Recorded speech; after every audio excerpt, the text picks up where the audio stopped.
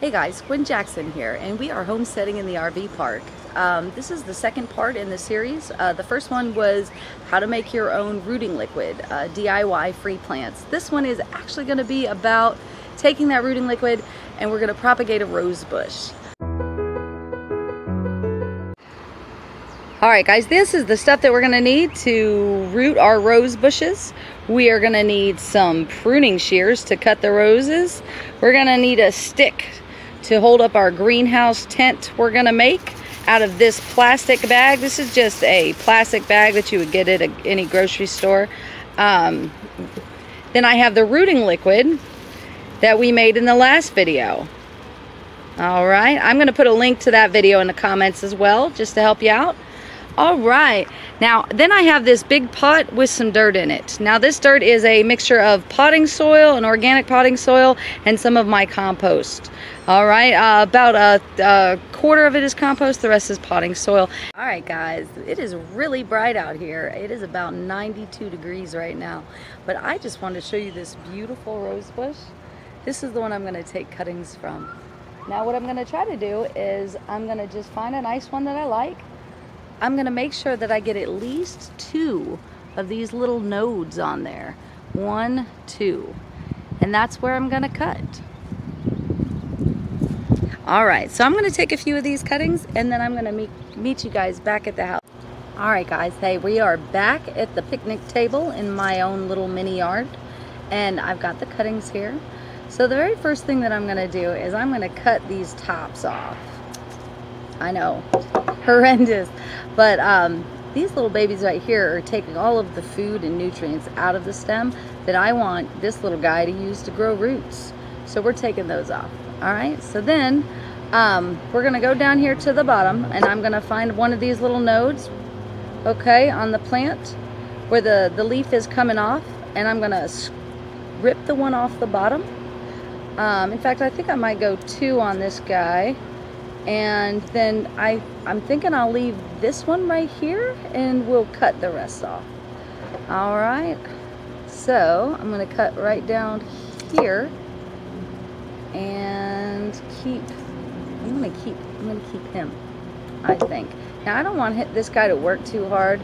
Again, we want all of the focus to be on growing roots. So I'm actually going to get rid of all of that right there.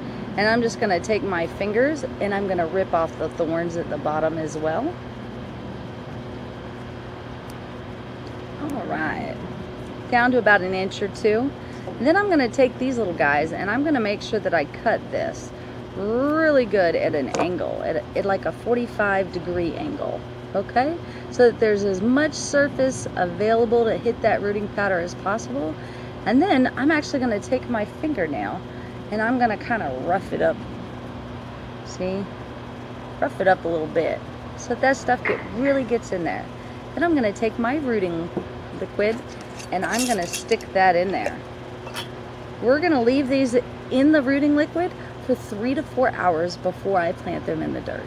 This gives them plenty of time to soak up some of that goodness, the growth hormone, and get plenty of the salicylic acid in there that's going to stop fungus and bacteria from growing so the plant can be healthy.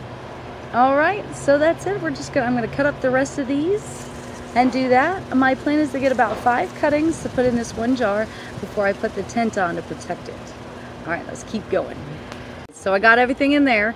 I've got 5 little cuttings in here. I got them nice and deep in the water. Plenty of section on the stem right there absorbing it.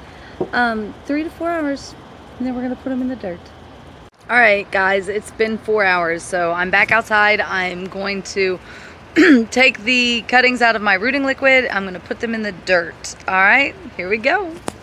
Alright, so the very first thing I'm going to do is I'm going to take this stick and I'm going to put it in the center, like a ridge pole for a circus tent. It's going to hold up the bag. I'm going to take this little stick I found on the ground and I'm going to make 5 holes to shove this stuff in. Try to spread them out a little bit.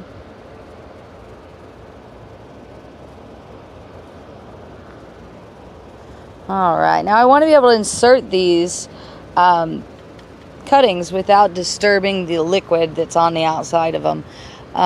If I just shove them in the dirt, they'll actually have to, it'll actually rub some of that off. So now that I've got that done, I'm simply going to grab the cuttings, try not to stick myself on the thorns that are left, and I'm going to put them in the dirt about an inch down, and then I'm just going to push the dirt gently around it. All right.